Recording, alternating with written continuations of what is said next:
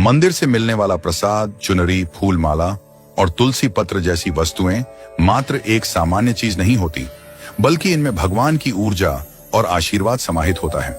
कई बार हमें यह सवाल आता है कि मंदिर से जो प्रसाद या वस्तुएं मिलती हैं, उनका क्या करना चाहिए। खासकर जब चुनरी या फूल माला जैसी चीजें घर लाते हैं तो हमें समझ नहीं आता कि इनका क्या करें और इन्हें कहां रखें। इस वीडियो में यही सवाल उठाया गया है और इसका सरल सा जवाब भी दिया गया है। जब हमें मंदिर से चुनरी मिलती है तो वह साधारण कपड़ा नहीं होता। वह कपड़ा भगवान के स्पर्श से होकर आता है और उसमें भगवान की ऊर्जा समाहित होती है। चुनरी को हमें हमेशा श्रद्धा और सम्मान से रखना चाहिए।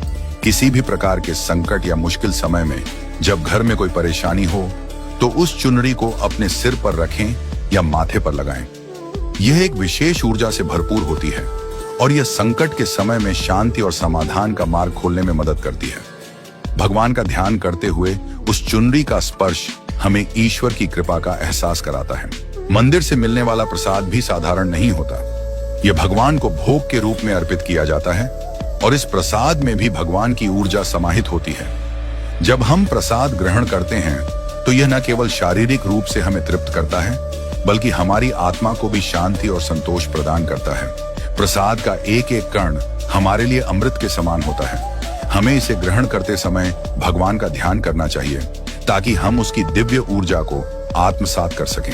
प्रसाद ग्रहण करते समय हमें यह याद रखना चाहिए कि यह कोई साधारण भोजन नहीं है, बल्कि यह ईश्वर द्वारा दिया गया आशीर्वाद है। इसीलिए जब हम प्रसाद खाते हैं तो उसकी पूरी श्रद्धा और आस्था के साथ प्राप्ति करें और भगवान का धन्यवाद करें। यह हमारे शरीर और आत्मा दोनों की तृप्ति का कारण है। इसीलिए हमें भोजन को कभी भी व्यर्थ नहीं छोड़ना चाहिए।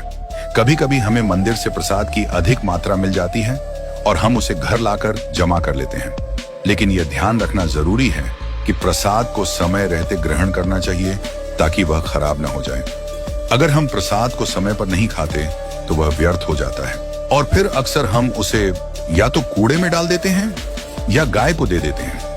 यह सही नहीं है। यदि प्रसाद नहीं खा सकते तो उसे तुरंत किसी जरूरतमंद को दें ताकि वह व्यर्थ न जाए और हम एक अच्छा कर्म कर सकें।